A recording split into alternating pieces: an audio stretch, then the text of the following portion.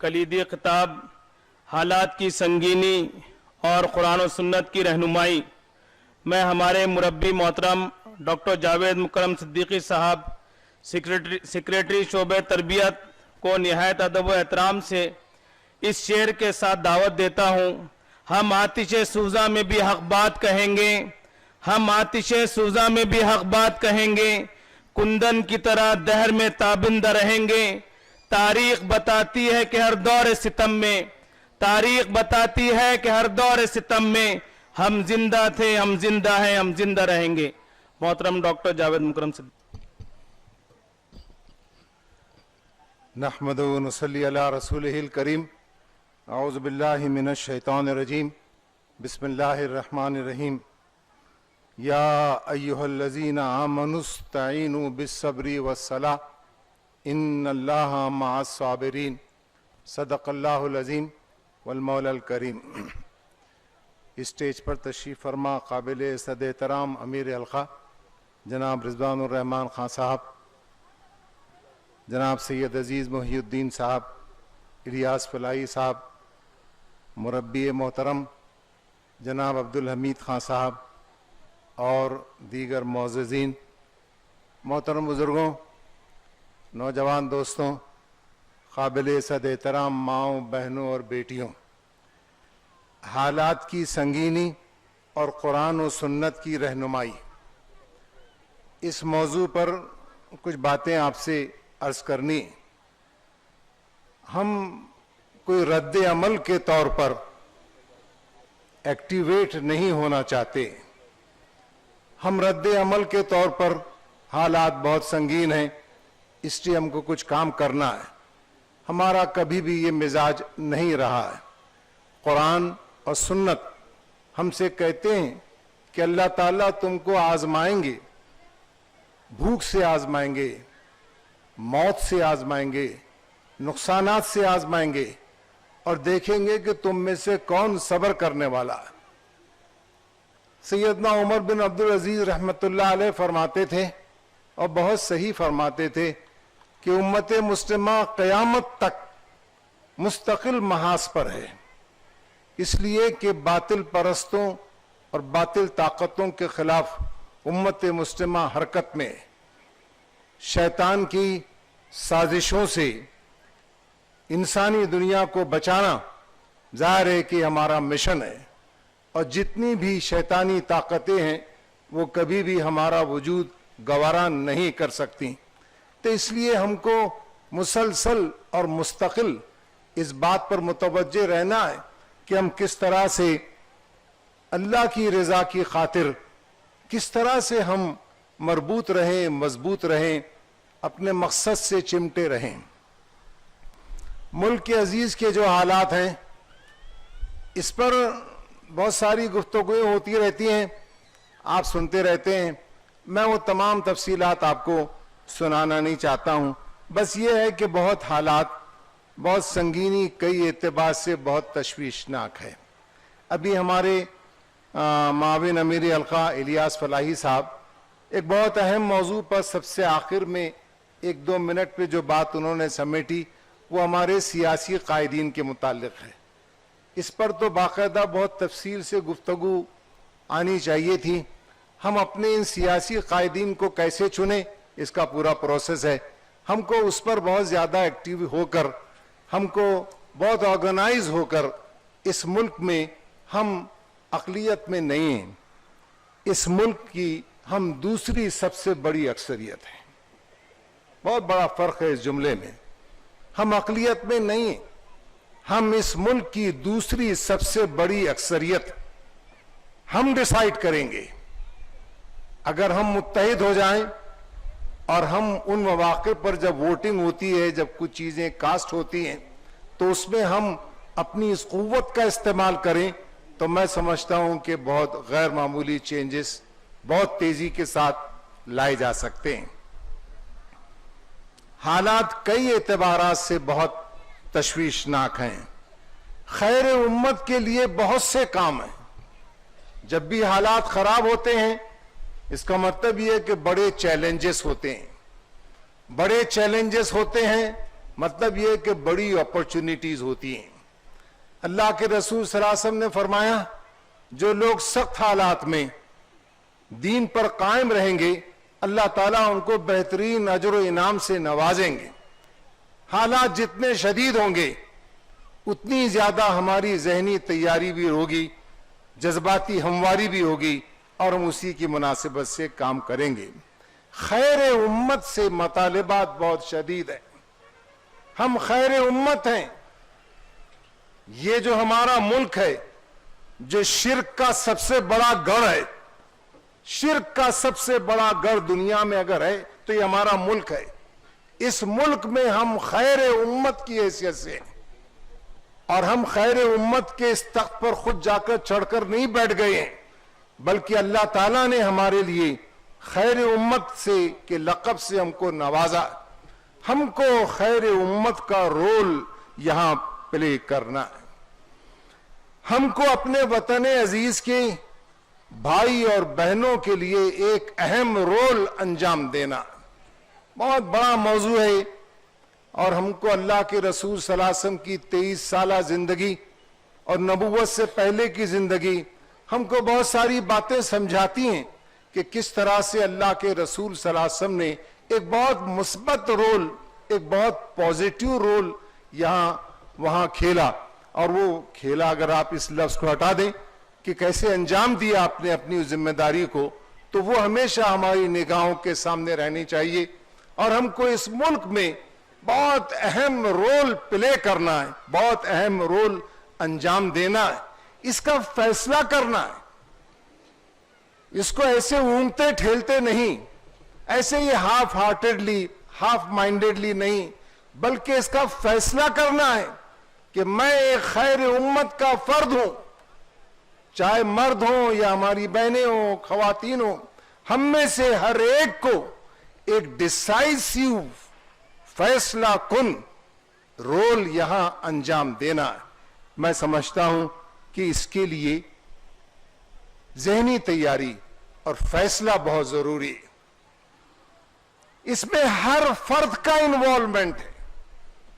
صرف جماعتوں کے ذمہ دار یہی نہیں, بلکہ امت مسلمہ کے ہر فرد کا انوالومنٹ, اس کا اشتراک, اس کا پارٹیسپیشن, اس نے ایک پورے شعور کے ساتھ اس زندگی کو گزارنا ہے. اس کا فیصلہ ضروری ہے.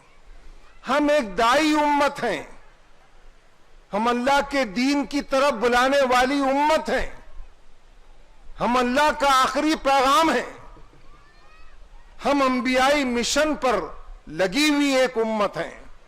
ہم کو اس ملک میں اپنے اس پیارے وطن میں اس رول کو انجام دینا ہے کہ جس میں انبیاء تشریف لاتے تھے اور انسانوں کا تعلق انسانوں کے خالق سے جوڑتے تھے, انسانوں سے کہتے تھے کہ میں اللہ کی طرف سے بھیجا گیا ہوں, وَأَطْفَاتِيَهُمْ, تو میری اطاعت کرو, تقوی اختیار کرو, میری اطاعت کرو. صاف صاف دو ٹوک ہم کو اپنے اس ملک میں رہنے والے تمام افراد تک اپنے دائی امت کی اس ذمہ داری کو ادا کرنا ہے. صرف لٹریچر تقسیم کر کے نہیں, صرف گرم گرم تقریریں کر کے نہیں, بلکہ مسلسل ہر فیلڈ میں, ہر واک آف لائف میں, ہر جگہ, ہر مقام پر ہم کو یہ رول پلے کرنا ہے. اور یہ اتنا ذہن پر ہمارے حاوی ہونا چاہیے کہ ہم جو بھی کام کر رہے ہیں, چاہے ہم ایک بہت ریموٹ گاؤں میں کچھ کام کر رہے ہیں, چاہے ہمارا وہاں کا مزدور نالیاں ٹھیک کر رہا ہے, لیکن چونکہ وہ مزدور خیر امت کا ایک فرد ہے تو وہ بہت ایمانداری کے ساتھ اس کام کو انجام دے گا. وہ اپنے پسینے میں نہاتا رہے گا, روزہ رکھے گا, وہ جھوٹ نہیں بولے گا, وہ گالیاں نہیں بکے گا, وہ گھر جا کر اپنی بیوی کو شراب کے نشے میں ادھیڑے گا نہیں, بلکہ ہر شخص, چاہے وہ مزدور ہو یا بڑے سے بڑا اونچی سی اونچی پوسٹ پر کوئی آدمی موجود ہو, اس کو اپنے اس اہم رول جو پلے کرنا ہے اس کو ذہن میں تازہ رکھنا ہے. 24 گھنٹے اگر 6 سے 8 گھنٹے نیند کے نکال دیں تو 16 سے 18 گھنٹے مسلسل اسی جذبے سے سرشار اس کو زندگی گزارنی ہے. بھائیوں، یہ ایک وار فوٹنگ پر کام ہے، یہ ہاف ہارٹڈ کام نہیں ہے، یہ پارٹ ٹائم جاب نہیں ہے، بلکہ یہ ہم کو مسلسل اس کو انجام دینا ہے. اس پر آپ غور فرماتے رہیے. آج آپ ہر طرف دیکھ رہے ہیں، ابھی الیاس فلاحی صاحب ارشاد فرما رہے تھے، بے مقصدیت ہے، بے مقصد زندگی ہے، ایم لیس لائف ہے. بڑے بڑے آپ اسکالر سے پوچھیں کہ آپ کی زندگی کا کیا مقصد ہے تو آپ حیران ہو جائیں گے، رہ جائیں گے کہ وہ کتنا ذہنی طور پر قلاش ہے. اس کے پاس زندگی کا کوئی مقصد ہی نہیں ہے، وہ چند چھوٹی چھوٹی چیزیں کرنا چاہتا ہے. میں اور آپ کل قیامت کے دن اس چیدہ گروپ میں شامل ہونا چاہتے ہیں جس کے تعلق سے ڈکلیریشن ہوگا کہ یہ سابقون ہیں، یہ ٹاپرز میں سے ہیں. ٹاپرز میں اگر آپ کو شامل ہونا ہے تو یہاں ویسے کام کرنے پڑیں گے. اس بے مقصدیت سے اپنے آپ کو بچانا ہوگا، لوگوں کو بتانا ہوگا کہ تمہارا بہت چھوٹا سا مقصد ہے، آؤ اس بڑے مقصد کی طرف. تفریحی ماحول ہے، آپ جسے دیکھیے موبائل لے کے بیٹھا ہے، انسٹاگرام ہے، فیس بک ہے، اور نہ جانے کتنی چیزیں. لوگ کہہ رہے ہیں کہ لوگ 4.5 5 گھنٹے اسکرین کے سامنے گزارتے ہیں. میں تو کہتا ہوں بہت تکلف سے کام لیتے ہیں. 8 10 گھنٹے لوگ بیٹھے ہوئے ہیں اور مسلسل ٹی وی تو خیر بہت پرانی بات ہو گئی ہے، مستقل اپنے موبائل میں لگے ہوئے، تقریر بھی سن رہے موبائل میں لگے ہوئے، کام بھی کر رہے موبائل میں لگے ہوئے ہیں. تو بھائیوں، یہ ایک تفریحی ماحول کے خلاف آپ کو مجھ کو جہاد کرنا ہے. سورہ لقمان کا بار بار مطالعہ کیجئے، لہو الحدیث سے اپنے آپ کو بچائیے.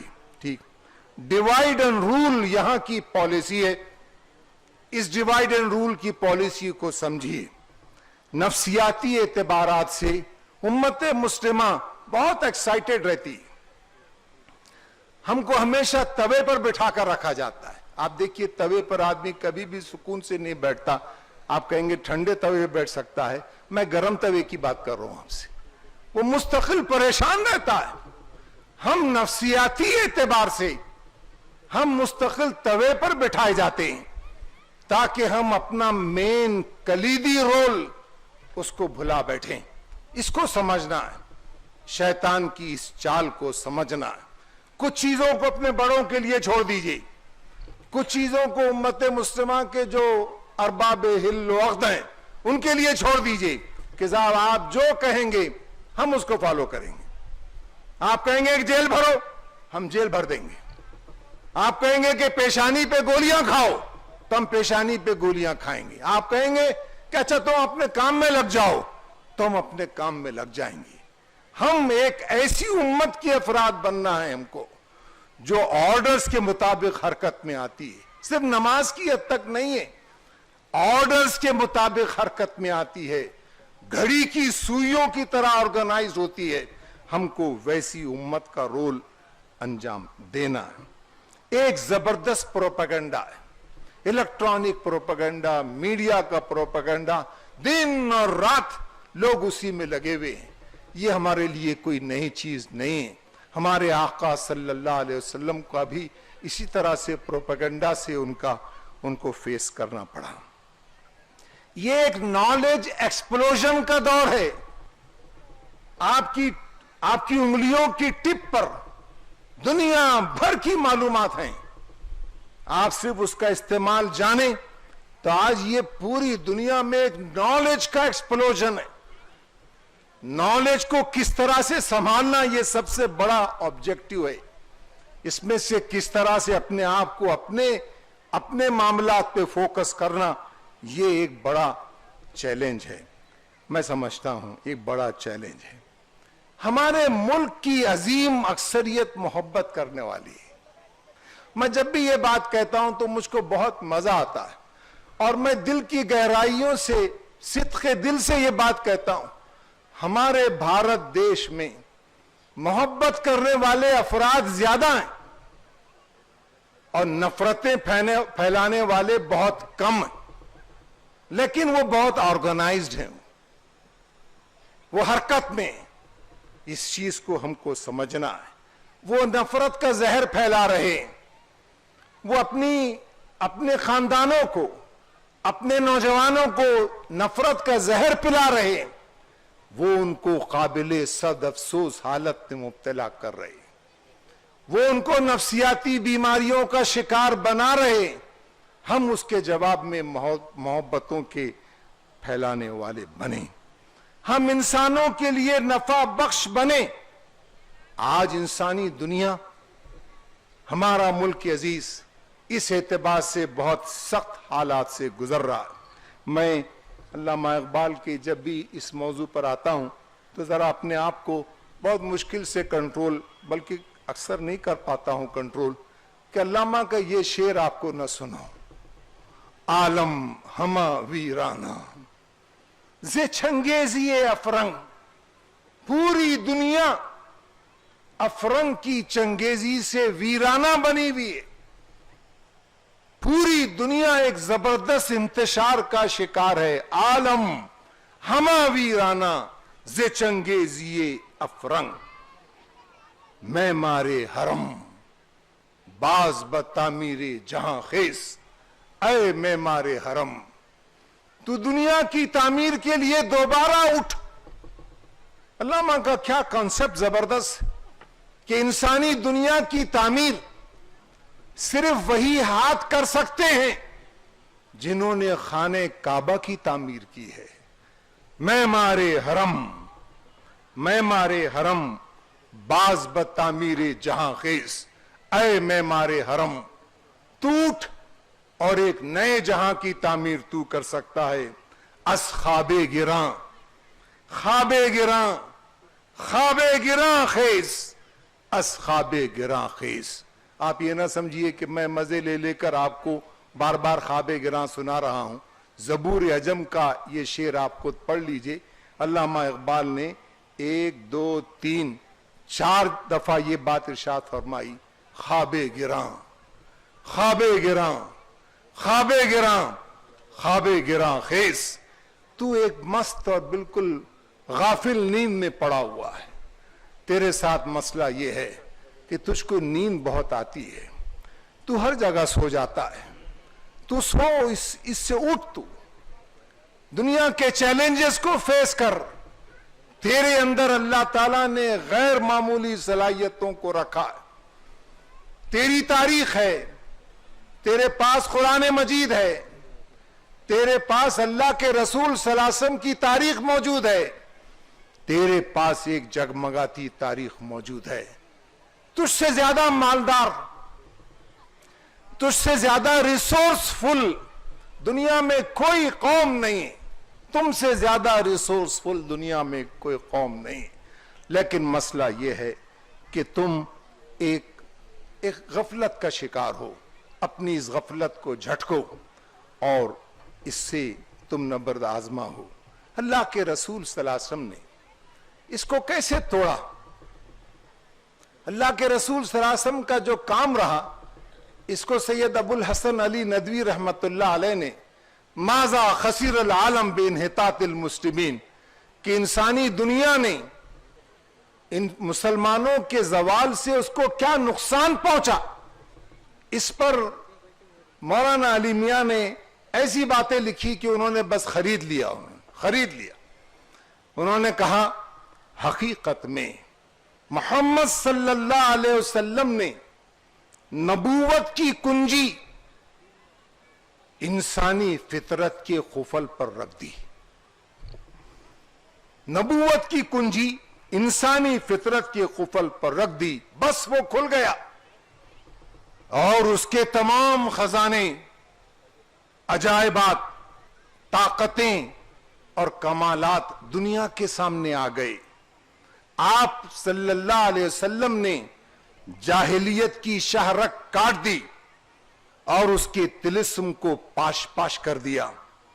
آپ نے سرکش اور ضدی دنیا کو خدا کی طاقت سے مجبور کر دیا کہ زندگی کی ایک نئی شاہراہ پر گامزن ہو کر تاریخ میں انسانیت کے ایک بالکل نئے دور کا آغاز کرے.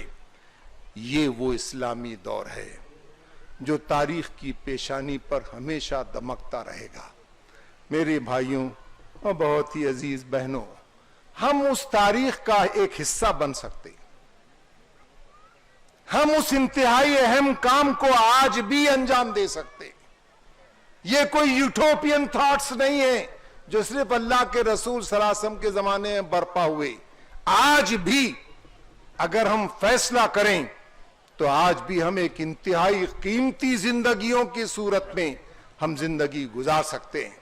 اپنی تاریخ کو پڑھیے، اپنے قرآن سے تعلق کو مضبوط کیجیے، اپنے آقا صلی اللہ علیہ وسلم کی زندگیوں کو پڑھیے، اپنی تاریخ کو بہت غور سے پڑھیے، بہت غور سے پڑھیے، اس کے اپس اینڈ ڈاؤنز کو پڑھیے. شکستیں ہوئیں، فتوحات ہوئیں، کیوں ہوئیں، ان سب کی اسٹڈی کیجیے. روزانہ کا باقاعدہ ایک اس کا شیڈیول بنائیے. جب آپ تاریخ کو پڑھیں گے تو آپ نے بہت ساری باتیں سنی. جب آپ تاریخ کو پڑھیں گے تو صحابہ کی تاریخ، صحابیات کی تاریخ ہے، تابعین کی تاریخ ہے، تبا تابعین کی تاریخ ہے. میں جب بھی کہتا ہوں صحابہ، تابعین، تبا تابعین تو میں کہیں اور ہی چلا جاتا ہوں. لوگ کتنے قیمتی ہو گئے تھے. جنہوں نے حضور کو دیکھا وہ صحابی، جنہوں نے صحابہ کو دیکھا وہ تابعی، جنہوں نے تابعی کو دیکھا وہ تبا تابعی. انسان اتنے قیمتی بن جاتے ہیں جب وہ قرآن اور حدیث اور تاریخ سے اپنے تعلق کو مضبوط کرتے ہیں. میں آپ کو سیمپل کے طور پر ان لوگوں کے نام سنانا چاہتا ہوں.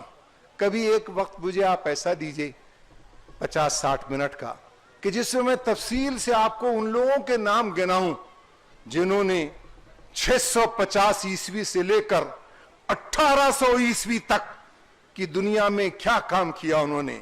ابن خلدون، خلقان، یعقوبی، الکندی، زہراوی، ابن النفیس، ابو علی سینا، ابو ریحان البیرونی، الخارزمی، فارابی، جابر بن حیان، غزالی، رازی، ابن الحیثم. ایک طویل تاریخ ہے. اپنے بچوں کے نام رکھیے ناموں پر. ان کو بتائیے کہ تم ابن الحیثم ہو، تم خارزمی ہو، تم ابو ریحان البیرونی ہو، تاکہ ان کو معلوم ہو کہ ہم نے اس دنیا کو کیا کیا دیا. ہم ایک نئی دنیا کی تعمیر کر سکتے ہیں. بڑے مواقع ہیں. ابھی آپ نے یہاں یہ بات سنی کہ ابھی بہت ساری جو ستون گنوائے گئے، بتائے گئے کہ دیکھو یہ اسلامی معاشرے کے ستون ہیں. تو بہت ساری اچھی اچھی باتیں آئیں. اس میں ٹیچرز کے تعلق سے بھی آیا. تو یہ تو بہت رستہ ہوا گھاؤ ہے، اصل میں زخم ہے، ہر وقت کھل جاتا ہے. ٹیچرز کے تعلق سے یہ نہیں آیا کہ وہ اپنے سبجیکٹ میں کمال پیدا کریں. اخلاقی اعتبار سے بہت اچھے رہیں، وہ بہت صحیح ہے، انچیلنجڈ ہے. لیکن ٹیچر اپنے سبجیکٹ میں ماہر ہو. وہ جب فزکس پڑھاتا ہو تو اس کو معلوم ہو کہ میں جو سلیبس پڑھا رہا ہوں اس پہ اس کی خود مضبوط گرفت ہو. وہ کیمسٹری پڑھاتا ہے تو اس کو معلوم ہو کہ یہ کیمسٹری کی میں کس اونچ نیچ کو اپنے طالب علموں کو بتا رہا ہوں. آج بہت ضرورت ہے اس کی. ایچ سی ورما جو کہ آئی آئی ٹی کے فزکس کے پروفیسر ہیں، میں نے ان کی ساری کتابیں خرید کے لایا کہ میں فزکس ہی پڑھوں گا. میں چھوٹے سے گاؤں میں جا کر بچوں کو آئی آئی ٹی کا جو پروفیسر ہے وہ 7ویں 8ویں جماعت کے بچوں کو فزکس پڑھا رہا ہے. آپ ضرور جا کر یہ ڈاؤن لوڈ کیجئے اور دیکھیے کہ لوگ کس طرح سے اپنی نسلوں کی تعمیر میں لگے ہوئے ہیں. 16 سے 18 گھنٹے کام کی عادت ڈالیے. بس 6 سے 8 گھنٹے سوئیے، بلکہ 6 گھنٹے ہی سوئیے. 16 से 18 घंटे काम की आदत डालिए। सिर्फ मर्द नहीं, खवातीन भी, सिर्फ नौजवान नहीं, बूढ़े भी, सिर्फ काम पर जाने वाले नहीं, बल्कि रिटायर्ड अफराद जो घर में बैठे हैं वो भी ये तय कर लें कि मैं 16 से 18 घंटे बिजी रहूंगा। मुझको और आपको इस कल्चर को परवान चढ़ाना, इस वर्क कल्चर को परवान चढ़ाना, ये बहुत जरूरी है। सैयदना उमर रदी अल्लाह ताला अन्हु को बैतुल मक़दिस की सफर में जब कलीसा के बड़े पादरी ने एक बहुत नरम, ज़ाहिर रेशम की अबा नहीं थी, जानता था वो कि रेशम हराम है मर्दों के लिए, एक बहुत नरम कपड़े की अबा खलीफा दुवम सैयदना उमर की खिदमत में पेश की, ये कबूल फरमाई। सैयदना उमर ने उसको अपने हाथ में लिया, ज़ाहिर अच्छे उससे लिया होगा, आपने उसको महसूस किया और आपने कहा कि मेरी जो पुरानी अबा है उसका जो फटा हुआ हिस्सा है उसको सी दो